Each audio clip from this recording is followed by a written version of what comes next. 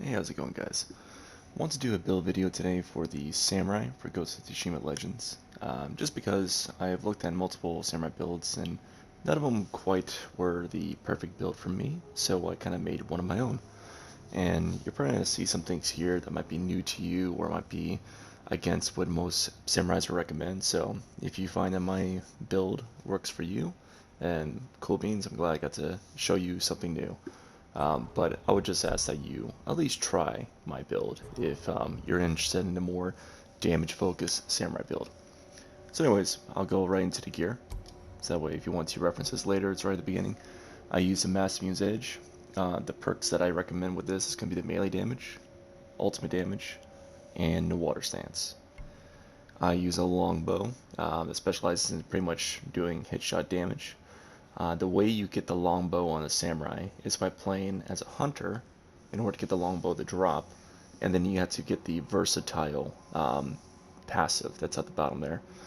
This makes it so any class can use it.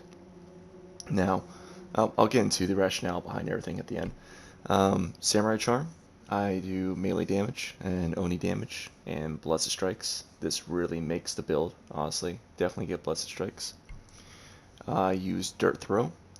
The passive on it is Perfect Parry Window. Highly recommend. It looks weak. I promise you, it's nutty. Um, Cooldown reduction on kill. Rancid in order to weaken opponents. And then the last one is Smoke Bomb.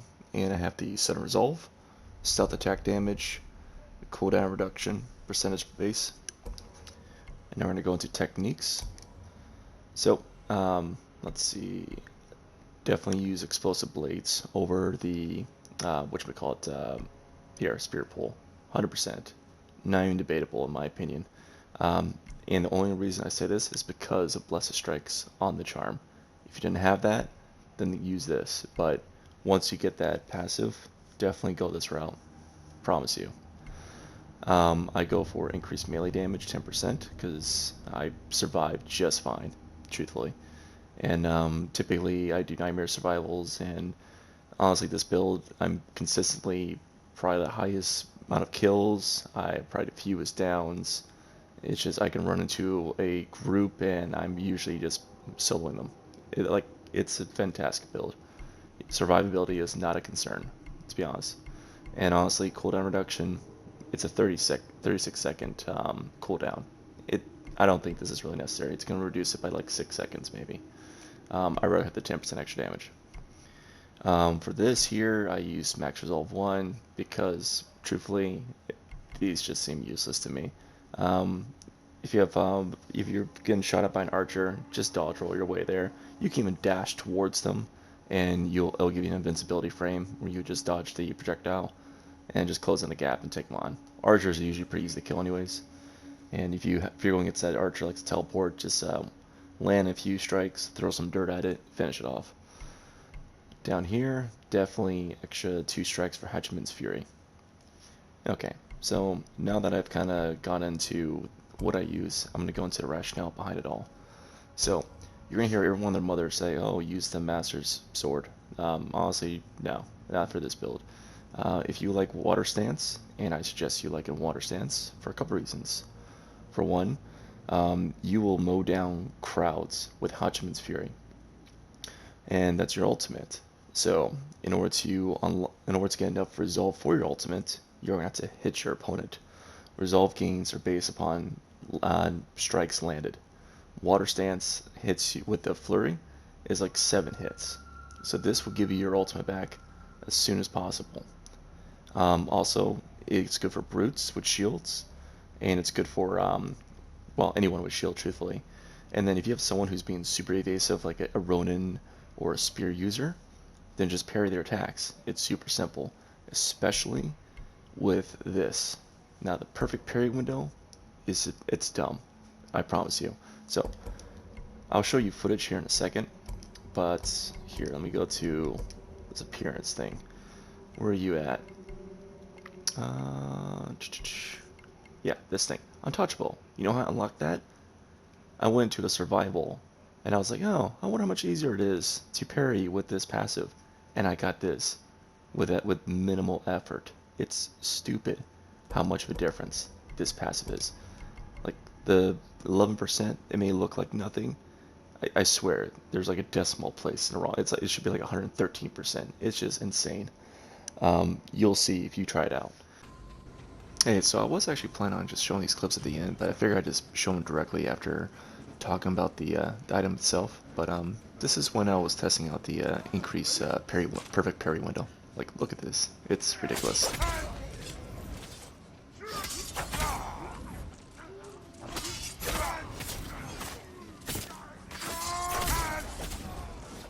Yeah, and I'm not some like parry master either, so definitely recommend. I went with cooldown reduction on kill. Reason being is because this thing, it's only 40 seconds for a cooldown. And if you were to go for like say a 15-second cooldown, that's going to be a 6-second reduction. Or you can just kill 2 people and you get and it matches the same amount. And since it's 40 seconds, killing 2 opponents within 40 seconds is more than reasonable. So you're always going to profit for the most part off of the cooldown reduction for that. Rancid weakens on hit. Weaken makes it so you do 25% more damage and you receive 25% less damage from the opponent that's affected by this. So one thing I want to point out is the reason why you see ultimate damage on here and Oni damage on there is because Oni damage only goes up to 10%. So when you're trying to roll on your charm, that's an epic, you're going to have like a 5 to 10% fluctuation. So that's really not much traveling room when it comes to RNG. Whereas when it comes to ultimate damage, let's see the range, 10 to 20%. That's a much wider range. And I don't suggest investing solely into Oni and Oni.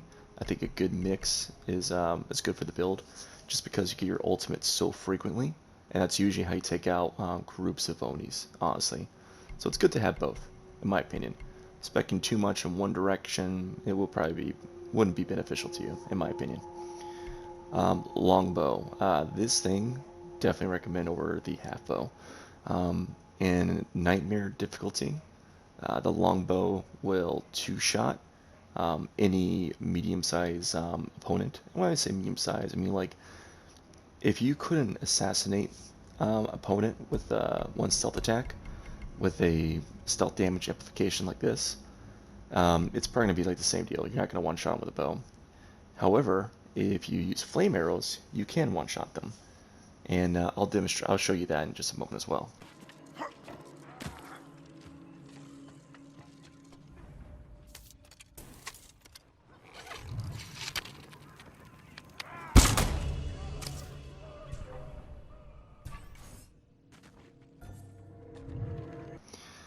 So let's see. When it comes to half bow, it'll take like 3 hit shots. This one would take 1 hit shot and a body shot. So that's why I just highly recommend longbow. Half bow just feels useless to me. It also seems like there's less drop off too.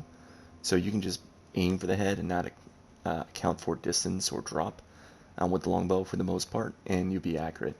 I've tried, once you get used to half bow and you go to longbow, you're probably going to miss a lot of your shots because you're going to aim above the head thinking it's going to dip downward, but it's incredibly accurate.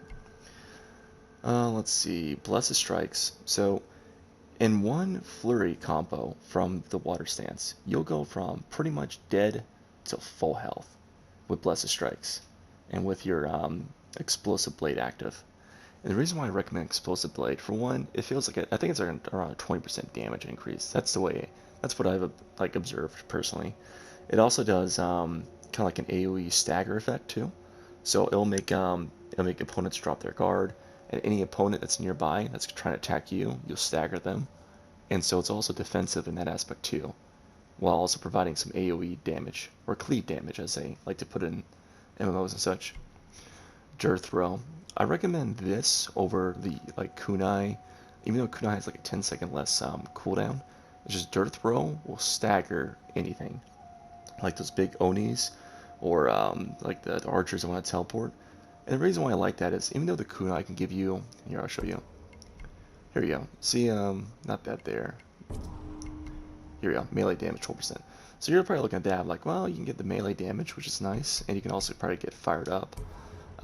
However, the stagger is too valuable because you can do like one full combo with your water stance, and then right when they're about to counterattack, or you can just throw dirt and do a whole nother combo. So it just doubles the duration of the pressure you can apply on your opponents. And that's why I like the dirt throw. And then with Rancid, so the weaken, yes, it's good for survivability. It's good for damage amplification, 25%. But you know what it also does? If you're going up to an opponent in stealth, and you see as it's critical, you can throw dirt real fast, and you get a 25% damage bonus to your stealth attacks, making it so you go from critical strike to assassinate. So that's another thing you probably don't realize when it comes to weaken. Super valuable.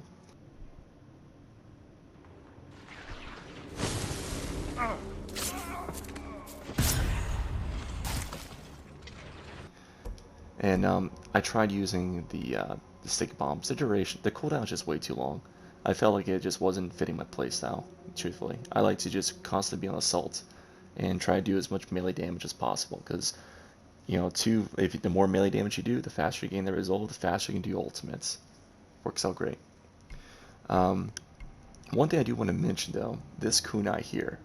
So this is important because the current nightmare for story mode makes it so you can't not assassinate, you can't kill anyone with melee attacks. You can get them down to a speck of health, but you can't actually deal the killing blow.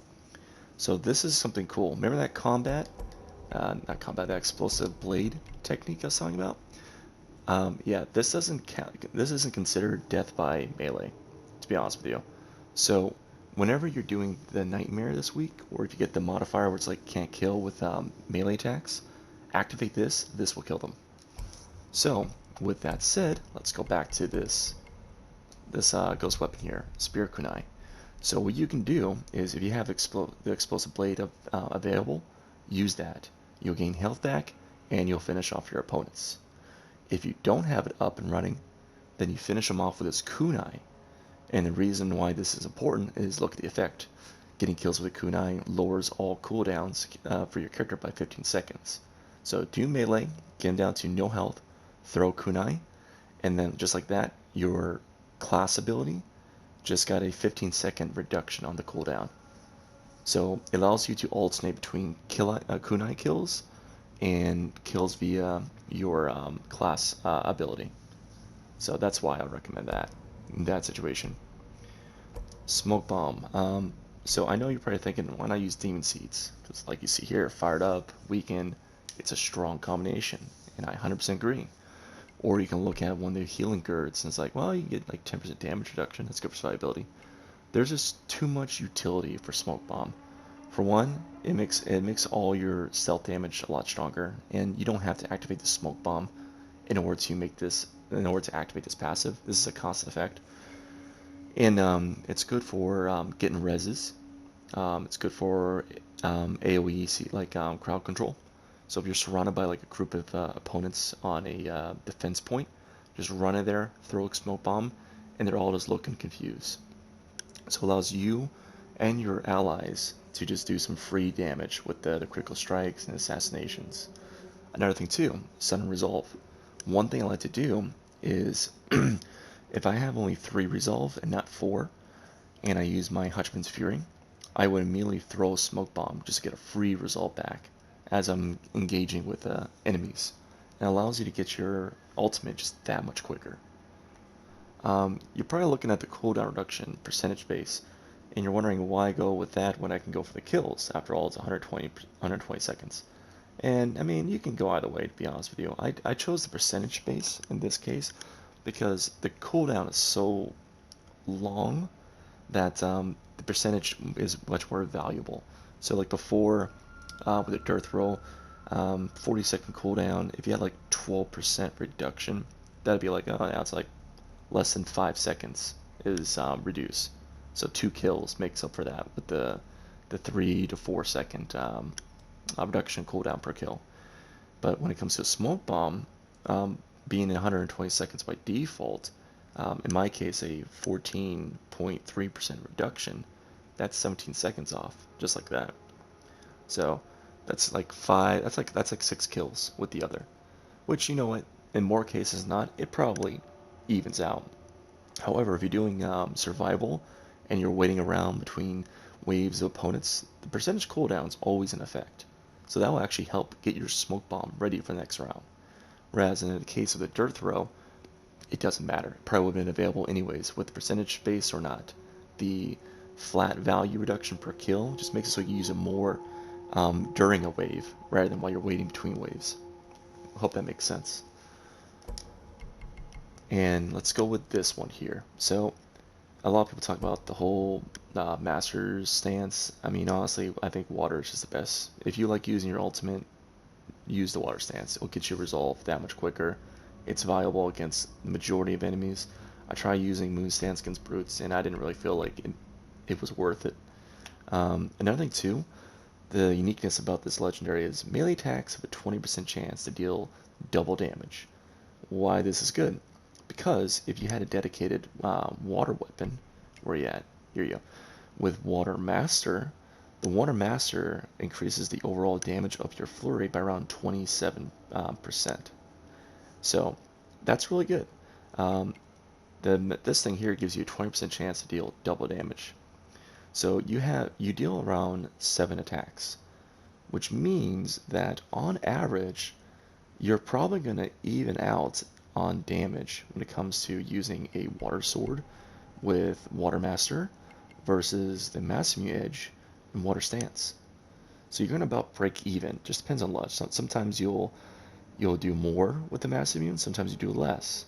However, the reason why this is nice is for a couple things. This works on all melee damage, which means when you kind of engage with a gap closing square attack, that can have a chance to do double damage. If you're doing a quick what we call it, like a heavy attack, just after end of like a quick combo, just to try to get a final kill, you have a 20% chance of that doing double damage. Another thing I want to point out, this is huge, Hodgman's Fury. Okay, so with this passive, it's a total of 5 strikes, which means, statistically speaking, it's almost a guarantee that one of those strikes are going to do double damage. And when you're going against a lot of tough Oni, that's such a game changer.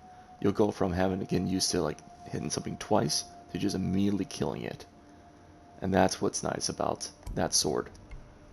So now that I explained that, I want to actually go into pretty much strategies that I use, also video demonstrations of the points I was making. So I want to do a quick little like demonstration of the build in action. I won't talk much, but this is the Nightmare Survival for this week, and the modifier is Reduce Healing, so just keep that in mind as you're watching everything unfold. Anyways, hope you guys enjoy.